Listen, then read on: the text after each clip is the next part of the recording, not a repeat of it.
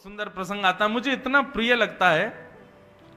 जगन्नाथ भगवान के एक परम भक्त हुए श्री माधव दास, बड़े विद्वान थे, बड़े ज्ञानी थे, पर रहनी सहनी करनी और स्वरूप ऐसा कि देख के आदमी को यूं समझे अरे बच्चा कोई गरीब है बेचारो, ऐसी डुल्लो है, लेकिन बड़े विद्वान थे। काशी का एक विद्वान, उसका एक ही काम था जगह जगह जाना और वहां के विद्वानों को चुनौती देना कि आओ मुझसे शास्त्रार्थ करो। एक बार उसको काशी के किसी विद्वान ने कहा, सुनो तुम सबसे शास्त्रार्थ करते रहते हो, तुम में हिम्मत है तो जगन्नाथपुरी के माधव दास को हरा के दिखाओ। बोले हरा दिया तो?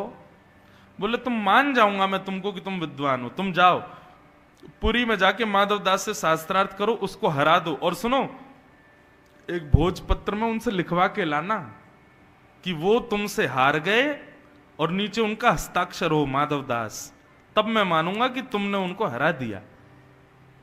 काशी का विद्वान पहुंच गया जगन्नाथपुरी, पूछते पूछते कहां है माधव दास, पहुंच गए उनके कक्ष में।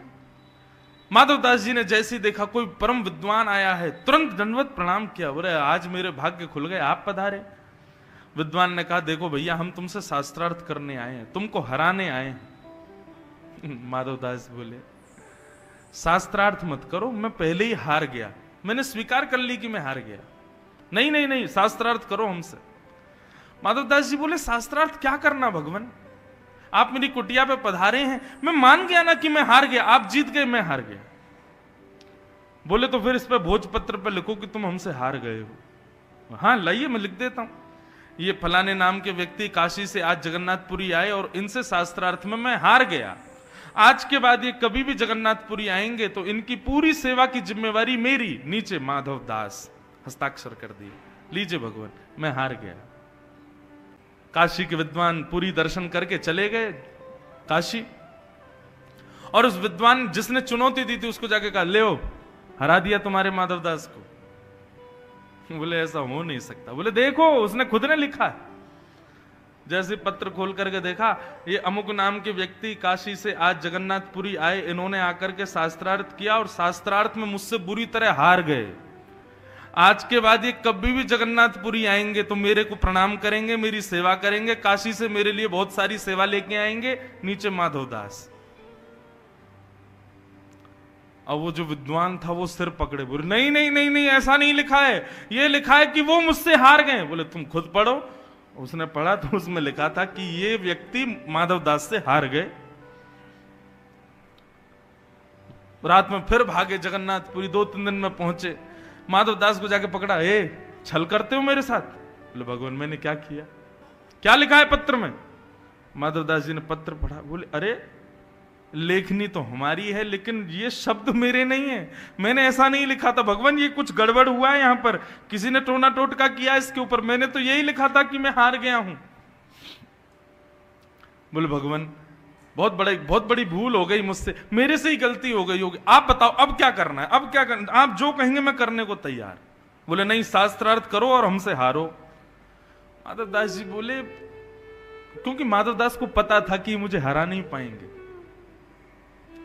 माधव दास बोले शास्त्रार्थ रहने दो, मैं हारा हुआ स्वयं को आप जो कहोगे मैं कर लूंगा।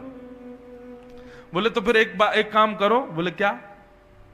मुंह पे कालीद पोतो, गधे पे बैठो, चप्पलों की माला पहनो और पूरे जगन्नाथपुरी में ढिंडोरा पीट के कहो कि मैं काशी के इस विद्वान से हार गया। माधव दास जी बोले जो आज्ञा, मैं करने को तैयार हूं।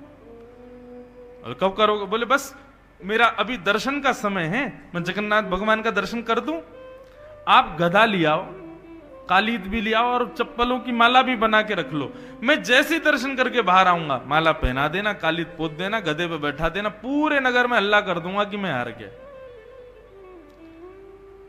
माधव दास जी चले गए मंदिर में और वो जो काशी के विद्वान थे वो चले गए गधा आदि लेने।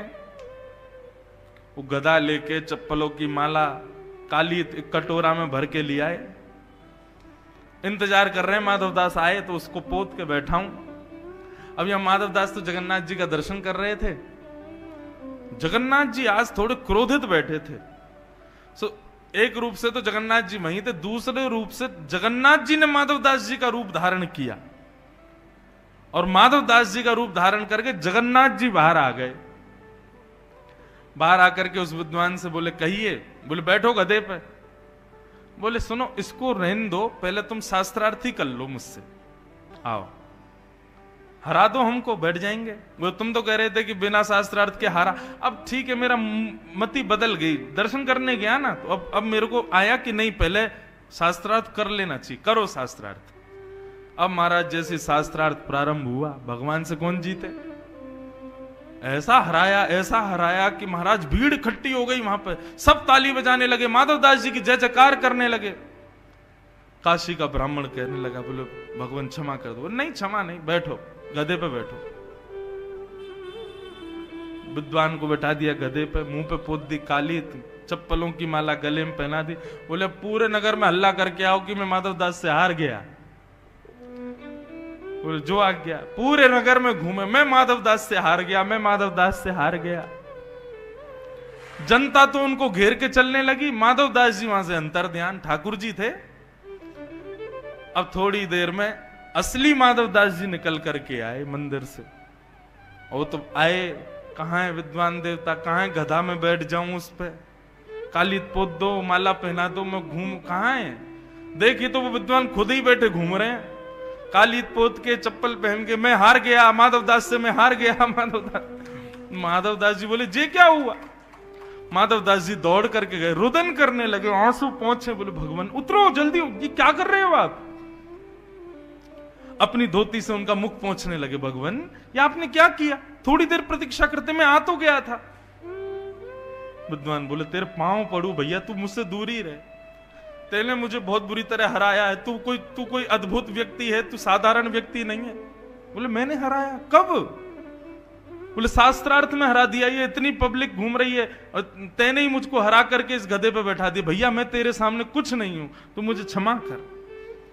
माधवदास जी बोले कुछ तो अलग हुआ है। श्री मंदिर की ओर देखा, महाप्रभु जगन्नाथ जी खड़े हुए दिखाई दिए। माधवदास जी दौड़ करके गए, भगवान ये आपने क्यों किया, एक विद्वान ब्राह्मण की इस प्रकार अवहेलना। बोले अच्छा, और जो तुम्हारी अवहेलना होती वो। बोले मुझे अवहेलना से कोई कष्ट नहीं है ना भगवान, कोई मेरे को अपमान कर दे, मेरी अवहेलना कर दे, मुझे उससे कोई पीड़ा नहीं, पर उस व्यक्ति ने तो जीवन भर केवल मान ही कमाया और आपने उसकी अवहेलना करवा दी। ठाकुर जी कहते हैं न मे भक्त्या प्रणश्यति, मैं अपने भक्त का पतन नहीं होने देता। माधवदास तुम योग्य हो, फिर भी अपनी योग्यताएं छुपाते हो। तो जब योग्य व्यक्ति मेरा भक्त बन के अपनी योग्यताओं को छुपाता है, तो उसकी योग्यताओं का प्रदर्शन मैं करता हूं, फिर उसको करने की आवश्यकता नहीं है। पर हम कहां भूल करते हैं,